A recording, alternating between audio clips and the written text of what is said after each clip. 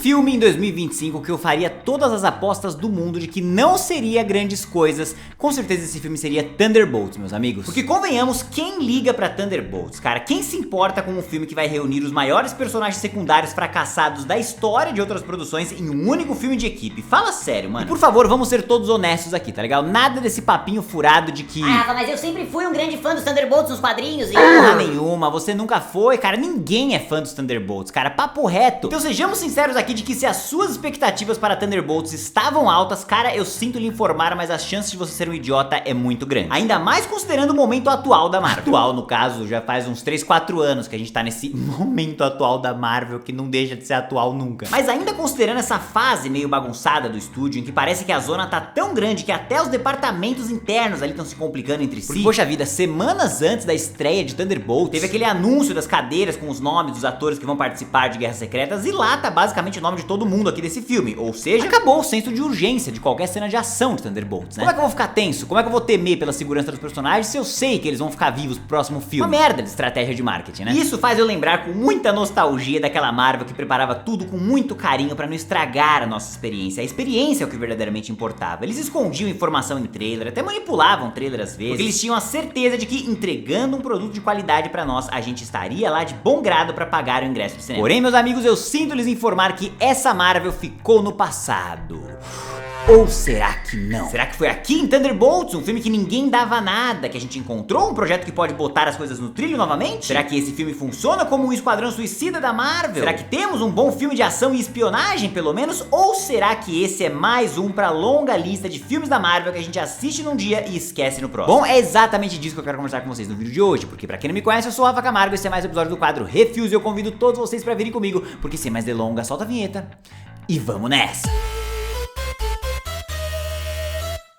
Muito bem, meus queridos e minhas queridas, antes de começar já quero te agradecer por ter clicado aqui na minha carinha mais uma vez. É sempre uma honra ter a sua presença por aqui. Muito obrigado por fazer parte desse grupo aqui, por fazer eu bater os 100 mil inscritos. É maravilhoso isso, é claro. E a gente pode deixar esse encontro ainda mais legal, combinado? Você deixando seu like aqui embaixo, se inscrevendo no canal, isso é muito importante, é claro, ativando o sininho de notificações. E também não deixa de conferir o clube de membros aqui do canal, porque é só fazendo parte desse clubinho seleto que você vai poder assistir todas as espetaculares tirafas, meus amigos. Quadro em que eu sempre chamo convidados e coloco eles pra enfrentar desafios inimagináveis e cruéis que podem causar inimizades, constrangimento e muita baixaria, que pra você que está assistindo, é claro, representa apenas muita diversão. Então confere lá os pacotes que eu garanto que você não vai se arrepender. Mas eu sei que não foi pra nada disso que você clicou aqui. Você quer mesmo ver falar de Thunderbolts asterisco.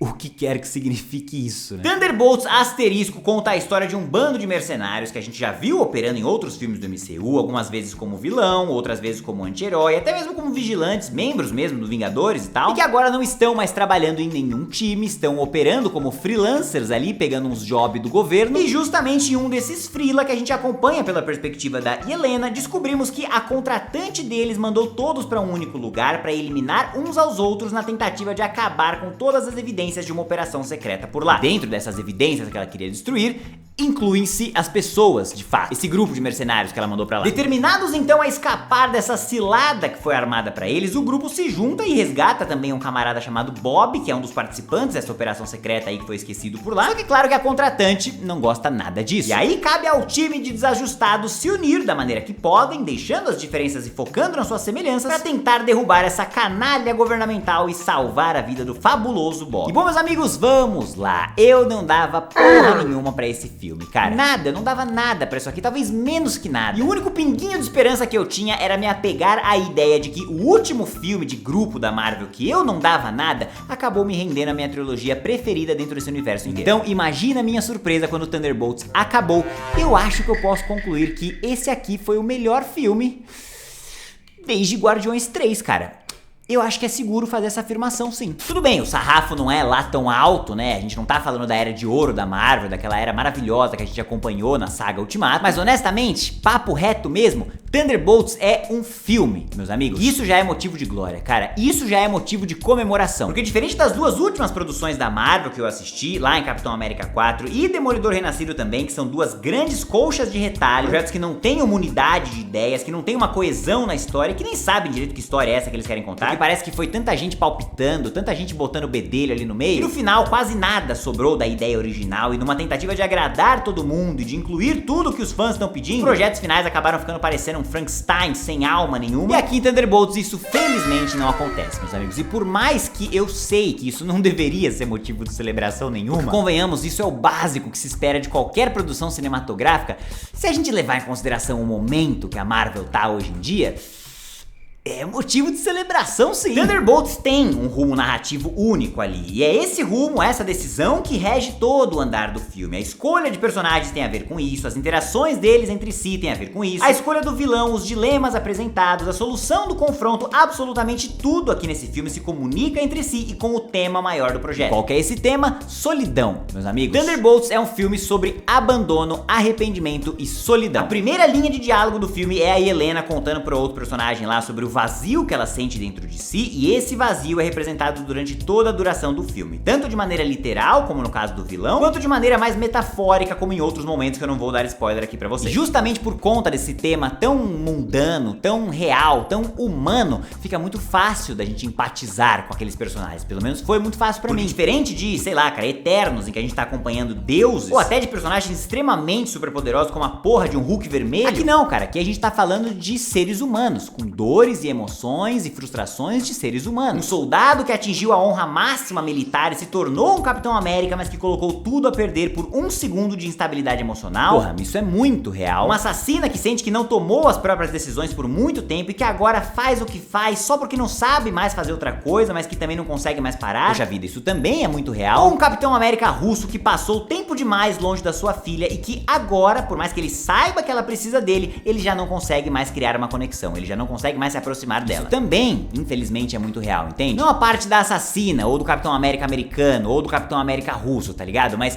a parte humana que tem por trás disso. Os dilemas desses personagens são muito reais, muito palpáveis, e eu acho que é aí que mora a chave da relação que a gente torce pra eles terem como time. A gente quer ver essas pessoas juntas se dando bem, porque a gente já entendeu que eles juntos funcionam melhor do que eles sozinhos separados. Como grupo ali, eles estão melhores do que eles estavam antes. E de fato, eu acho que esse é o ponto mais alto do filme, a relação da equipe entre si, as interações entre eles e a maneira com que a confiança vai crescendo e com que eles vão se descobrindo ali, tanto nas falhas individuais, nos triunfos entre si, e se apoiando uns nos outros pra conseguirem, ou pelo menos tentarem, ser a melhor versão de cada um. Porém, eu também não posso negar que eu, falando isso aqui pra vocês, eu acho que é melhor do que o filme de fato entregando, porque eles fazem isso, eles até conseguem fazer, mas não é tão bonitinho quanto eu tô fazendo parecer aqui pra vocês. Eu gosto muito da ideia do que eles quiseram fazer, mas eu acho que eles ramelam um pouquinho na execução por alguns momentos. Por exemplo, uma cena mais pro final do filme lá em que a Helena surta com todo mundo, e eu não achei natural a maneira, nem o momento em que ela decidiu surtar. E ao invés de me parecer uma decisão da personagem que teve motivo, que teve uma construção pra chegar nesse momento,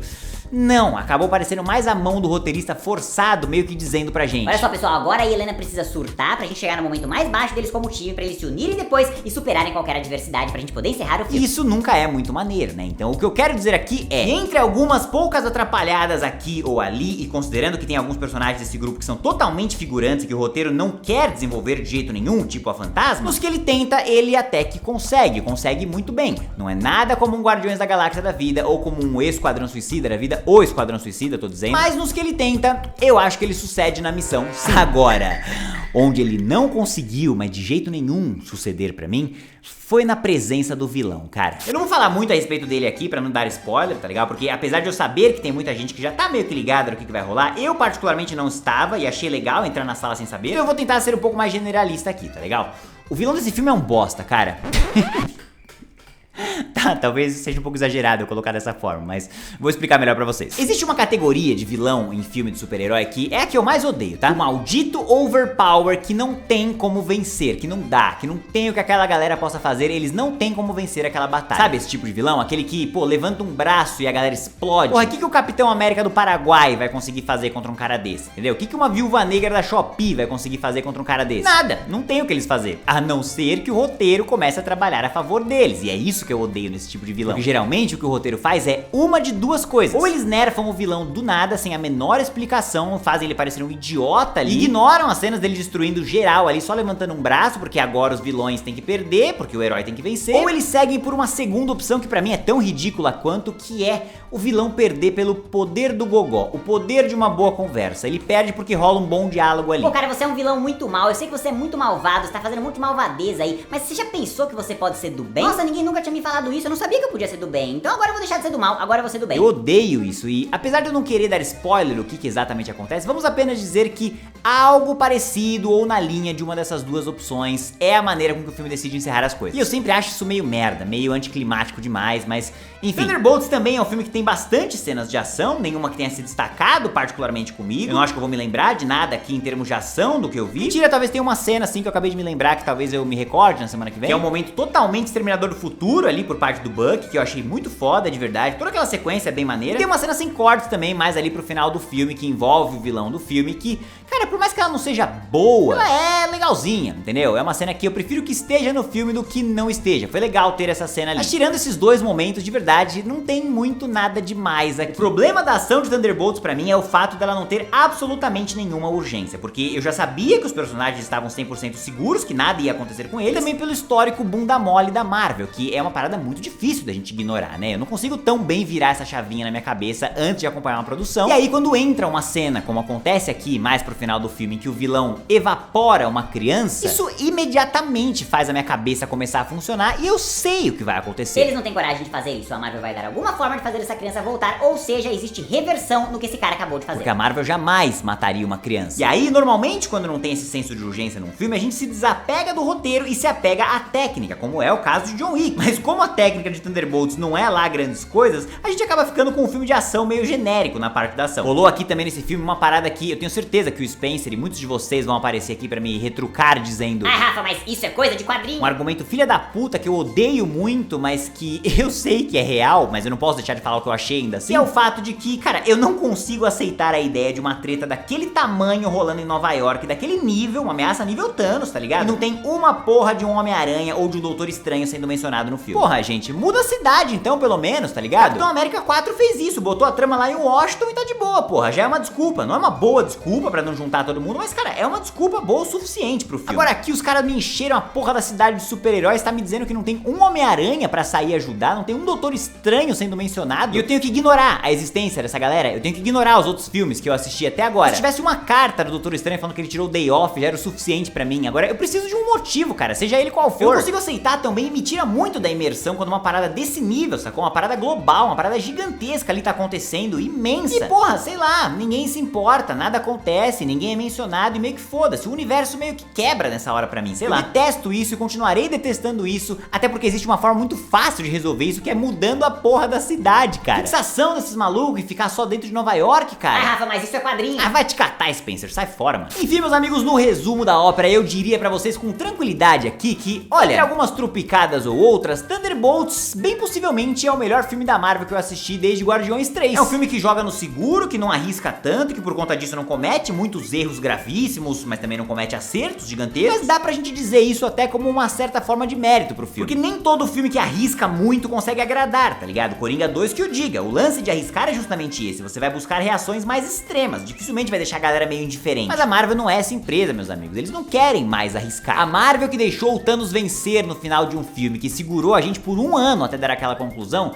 não é a mesma Marvel de hoje, cara. Então Thunderbolts provavelmente vai ser meio que exatamente o que você está esperando que ele seja. Um filme bacana, que vai render um bom tempo no cinema, que tem uma história amarradinha ali, com o objetivo de existir, e diferente de Capitão América 4 ou Demolidor, esse motivo parece ter sido mantido durante toda a duração do projeto. Por mais que o vilão tenha sido péssimo na execução, pelo menos pra mim, eu entendo o motivo dele ter sido escolhido, porque ele tem a ver com a proposta toda que o filme quer trabalhar, até o nome dele tem a ver com a proposta que o filme quer trabalhar. Então eu não acredito que esse filme vai pipocar na minha mente quando alguém me perguntar daqui a alguns anos qual que é meu top filmes preferido da Marvel, um top 3, um top 5, talvez nem um top 10, se é pra gente ser bem sincero. Mas eu também não tenho como negar que foi revigorante, de certa forma, poder assistir a um filme dentro desse universo que estava mais preocupado em contar a sua própria história de maneira bem feita do que ficar se escorando em promessas para o futuro. Apesar que ele também faz um pouco disso numa cena pós-crédito, mas pelo menos é só na cena pós-crédito. Então eu consigo recomendar facilmente que você tenha um tempinho maravilhoso no cinema assistindo Thunderbolts, porque pra mim ele sem dúvida alguma vale o ingresso do cinema tranquilamente. É muito difícil você não se divertir assistindo esse filme aqui. E agora, é claro, eu quero saber de vocês, meus amigos. Já assistiram Thunderbolts? Gostaram? Não gostaram? Comenta aqui embaixo pra eu saber. Se curtiu esse vídeo, não esqueça de deixar o like aqui embaixo, se inscrever no canal e ativar o sininho pra não dar as próximas novidades. Muito obrigado pela audiência de todos e até a próxima!